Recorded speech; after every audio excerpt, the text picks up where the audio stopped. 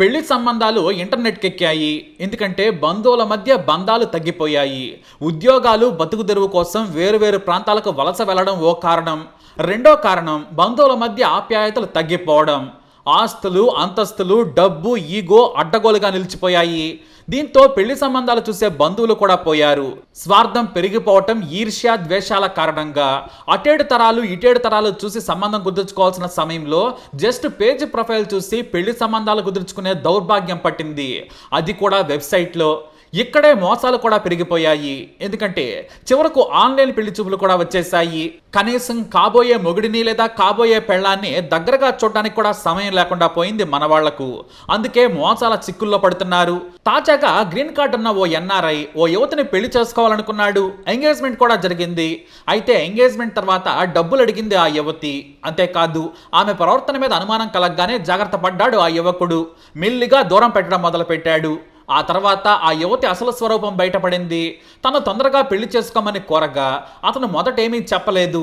ఆ తర్వాత ఆమె డిమాండ్స్, మాట తీరు చూసి నువ్వు నాకు వద్దనేశాడు. దీంతో నన్ను పెళ్లి చేసుకోకుంటే రేప్ కేసు పెడతానని చెప్పింది. అతను భయపడలేదు, పెట్టుకోపోమన్నాడు. దీంతో తను 3 సార్లు రేప్ చేశాడని కేసు పెట్టేసింది.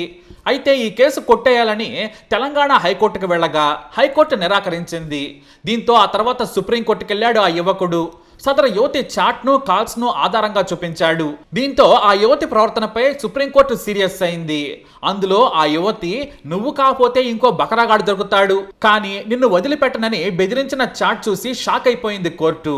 అందుకే అలాంటి మాటలు మాట్లాడిన యువతిని పెళ్లికి ముందే వద్దనే హక్కు ఆ వ్యక్తికి ఉందని కేసు కొట్టేసింది. ఇది ఒక రకమైన ఉదాహరణ మాత్రమే. అయితే ఆడవాళ్లను మోసం చేసిన మగాళ్ళు కూడా ఉన్నారు. కాబట్టి వధువు వరుడు కోసం ఆన్లైన్లో వెతికే సమయంలో జాగ్రత్తలు తీసుకోవాలి. 7 అడుగులు కలిసి వేయాలనుకున్నప్పుడు ఈ 7 విషయాలను మీరు గుర్తుంచుకోవాల్సిందే. లేదంటే మొత్తానికే మునిగిపోతారు. తస్మాత్ జాగ్రత్త. ఆడవాళ్ళు, మగవాళ్ళు ఇద్దరు ముదిరిపోయారు. ఒక్కొక్కడు 3 పెళ్లిళ్ళు కూడా చేసుకుంటున్నారు. నకిలీ ప్రొఫైల్స్ తో ట్రాప్ చేసే ప్రమాదం కూడా ఉంది. అసలే ఈ కాలంలో 90% కుటుంబాలు మ్యాట్రిమోనీ సైట్స్ లోనే సంబంధాలు చూసుకుంటున్నారు. కాబట్టి మీ 7 అడుగుల బంధానికి ఈ 7 జాగ్రత్తలు తీసుకోండి. మ్యాట్రిమోనియల్ వెబ్సైట్ విశ్వసనీయత చాలా ముఖ్యం. పేరున్న వాటిలోనే ప్రొఫైల్ క్రియేట్ చేయాలి.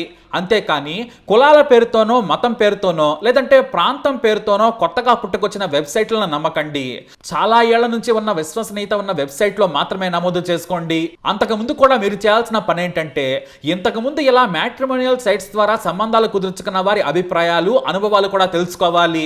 మీ స్నేహితుల్లోనో, బంధువుల్లోనో ఖచ్చితంగా ఉంటారు. పెళ్లి సంబంధాలు కూడా కొంతమంది కుదిర్చే వారికి కూడా చెప్పిన తర్వాత ఇలా ఆన్లైన్లో ప్రొఫైల్ క్రియేట్ చేయండి. సెక్యూర్డ్ వెబ్సైట్లో ప్రొఫైల్ నమోదు చేస్తే మీరు మోసపోయే అవకాశాలు కాస్త తక్కువగా ఉంటాయి. అలానే మోసపోరని కాదు, ఈ విషయంలో ఎంతో జాగ్రత్తగా ఉండాలని. ఇక వెబ్సైట్స్లో మెయిల్ ద్వారానే రిజిస్టర్ చేసుకోవాలి. అందుకోసం కొత్త మెయిల్ ఐడి క్రియేట్ చేయండి. సైబర్ నేరాలు పెరిగిన ఈ సమయంలో మన బ్యాంకు, ఆఫీస్ వర్క్ లేదా వ్యక్తిగత అవసరాల కోసం వాడే పర్మనెంట్ మెయిల్ ఐడి మాత్రం ఇవ్వద్దు. వీలైనంత వరకు మొదట ఫోటోలు, ఫోన్ నెంబర్లు, ఇంటి అడ్రస్ షేర్ చేయొద్దు. కాకపోతే చాలా వరకు ఫోటోలను పెడుతున్నారు, కానీ వాటిలో కూడా జాగ్రత్తలు తీసుకోవాలి.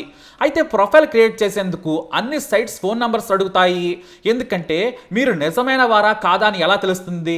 కాబట్టి నెంబర్ ఇవ్వాల్సిందే. కానీ ప్రొఫైల్లో మాత్రం వ్యక్తిగత సమాచారం షేర్ చేయొద్దు. నమ్మకం కలిగిన తర్వాత మాత్రమే షేర్ చేయాలి. కొన్ని సైట్స్ మొత్తం సమాచారం పెట్టాలనే చెబుతాయి. అందుకోసం వధువు, వరుడు ఫోన్ నంబర్లు కాకుండా పెద్దల నంబర్లతోనే ముందుకు సాగితే మంచిది. ఇక రెండో పాయింట్, ఆన్లైన్ భాగస్వామిని ఎంచుకునే సమయంలో ముందు వధువు, వరుడు ఒకరికొకరు నచ్చుకోవాలి. కుటుంబ సభ్యులతో చర్చించాలి. అయితే ఏ ఇద్దరు కలుసుకోవాలనుకున్నా కూడా ఒంటరిగా అస్సలు వెళ్ళకూడదు. యువతులు స్నేహితులతో కలిసి వెళ్ళాలి, లేదా కుటుంబ సభ్యులను తీసుకెళ్ళాలి. పబ్లిక్ ప్లేసుల్లోనే కలుసుకోవాలి.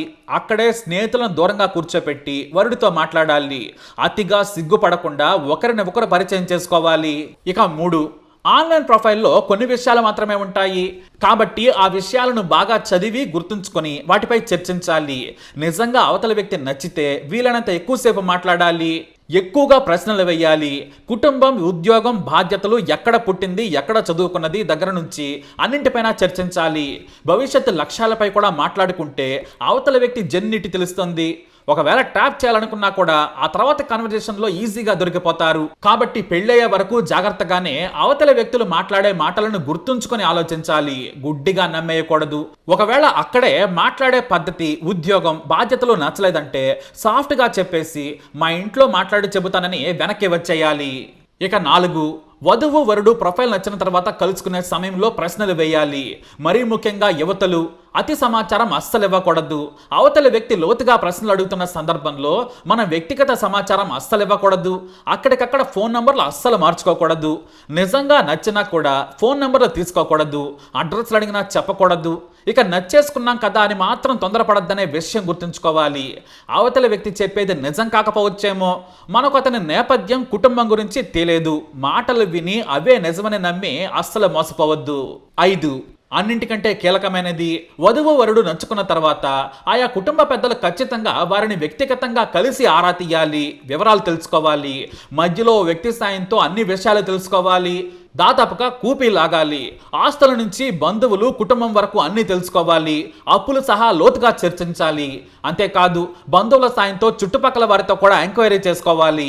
నిజంగా మొదటి సంబంధమేనా, లేదంటే నమ్మొచ్చా, నేర చరిత్ర ఉందా, కుటుంబ నేపథ్యం బాగుందా అనేది రహస్యంగా ఎంక్వైరీ చేసుకోవాలి. లేదంటే మాత్రం అంతే సంగతులు.